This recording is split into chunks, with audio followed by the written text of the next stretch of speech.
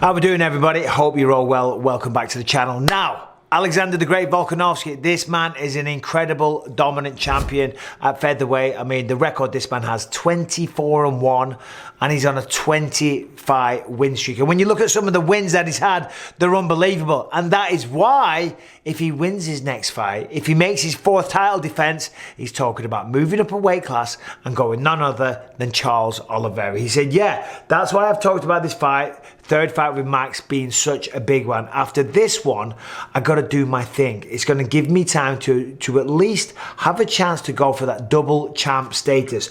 That's what I want. That's what I plan on doing. And that is what I'm going to call for. Okay, so if he goes out there, beats Max Holloway, beats him three times, I mean, come on. They're never going to fight again. That's why coming into this one, Max Holloway is under a tremendous amount of pressure. Realistically, this is a potential for Max to still lay claim to being the greatest featherweight of all time. If Volkanovski wins, that conversation's done, right? It's not even a conversation. You know, 3 wins to no wins. I mean, that is a landslide. Even though the fights were close, in the history books, it will show 3 wins to Alex and none to Max. You know, so Max is going to come into this one. So this is not an easy fight, but rightly so. If Volkanovski gets this job done, he wants to move up, he said. And then regarding the champion above him, Charles Oliveira, who I absolutely love, who's the most exciting fighter in the entire UFC right now. He says, when I look at Oliveira, he's a dangerous fighter, dangerous fighter. A lot of people love watching him fight, exciting fights, but obviously he showed that he can be beat. He showed that in his last few. Even if they were exciting, he was almost beat in every one of those. The thing is with me, I ain't going to give him their opportunities. If I land big on someone, they ain't going to get the opportunity to land big on me. So here we go, potential super fight down the line. And I do believe after the last time Volkanovski, when he defended the belt against Chang Sung Jung, he said at the post-fight press conference, he said if Volkanovski wanted to move up, he would give him an immediate title shot. Because listen, he's earned that right. He's cleaning out the closet. He's taking out all the other featherweight contenders. Let's have a look at the rankings right here. Because what do we have? We've got Volkanovski, Max Holloway #1, right? Of course. You've got to favour him to beat Max the third time. Let's be honest. History's shown that he's beaten him twice and he's been very, very active. More active than Max. But Max had an amazing fight against Yair Rodriguez. After that, Brian Ortega, Volkanovski's beat him. Then it's Yair Rodriguez. That would be a great fight.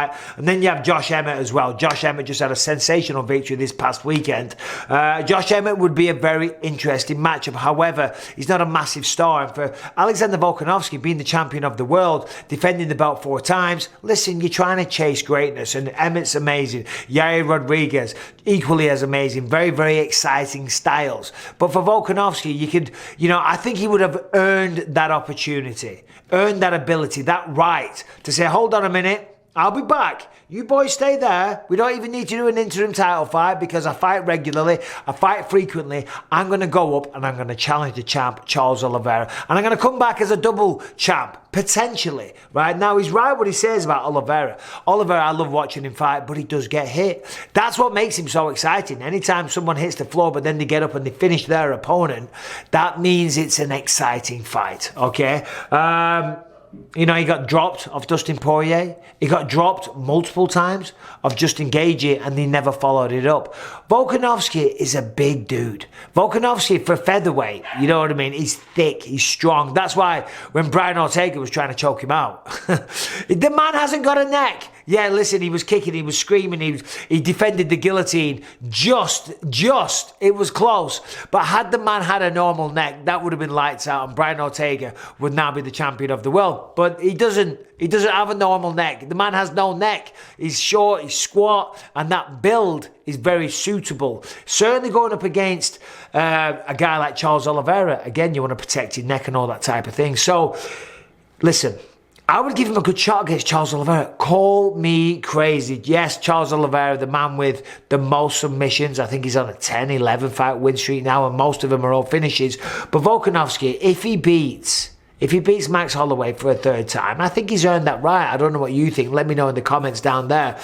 Charles Oliveira, would Charles take that fight? I mean, come on. Charles Oliveira would take a fight against bloody anyone. The man literally has no fear whatsoever. When you look at Charles Oliveira, what he's accomplished, right? Beat Justin Gaethje, Dustin Poirier, Michael Chandler, Tony Ferguson, Kevin Lee, Jared Gooden, and then the name value kind of dips a bit after that. But what a tear this man is on. And he's taken out a lot of the lightweights. If we go to the lightweight rankings and we have a look here, I mean, what do we have? So you got Charles Oliveira at 1, Dustin Poirier beat, Justin Gaethje beat. Here's the real one. Here's the problem for Oliveira.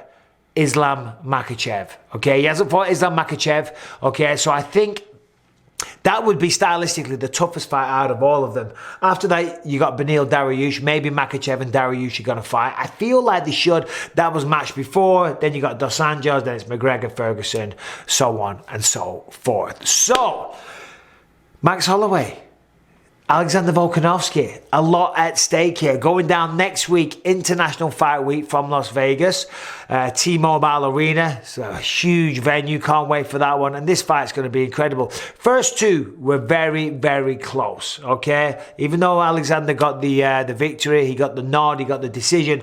A lot of people weren't happy, you know, but hey, it is what it is. They were not robberies. The term robbery gets thrown around far too much these days.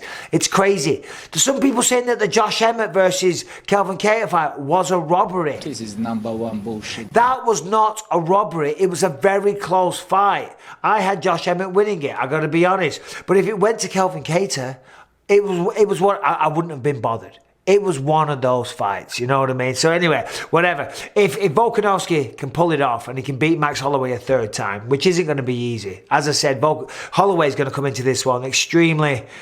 Well, I don't know what he can do differently, let's be honest. He always comes in fantastic shape. He always comes in prepared. He's got tons of experience. He doesn't really spar much these days. So Max Holloway, you know, he's not picking up all these nasty bumps and lumps and injuries in training camp because he takes care of himself. You know, he doesn't really do much sparring. He's very smart in that regard, although I do believe sparring is a necessary evil. So maybe that's what he'll do. Maybe Max Holloway for this one does a ton of sparring and improves his timing. He is going to have a different approach. A different approach is for sure going to be required. But if Volkanovski pulls it off, he will then be, without a shadow of a doubt, the greatest featherweight that the UFC has ever seen. Of course, that was Jose Aldo, the King of Rio. Then Conor McGregor knocked him out in 13 seconds. 12 seconds? Whatever. Not many seconds. But then he never defended the belt. He vacated and went up to 155. So therefore, whilst McGregor had a crazy run at 145, he doesn't go down as one of the greats. Okay, Max Holloway then had an incredible reign. It looked like he was unbeatable until Volkanovski came along. A man that was a former rugby player, a man that at one point I was well over 200 pounds, and now he's fighting at 145. So that's incredible to see. If Volkanovski gets the job done, he's going to fight Charles Oliveira later this year. Double champ, super fight, and I can't wait for it. Anyway, thanks for watching the video. Hope you're all well. I'll be doing an official prediction for Max Holloway and Alexander Volkanovski 3. That goes down next week, so keep an eye on that one. I'm going to do an in-depth breakdown. Anyway, you guys take care. See you soon.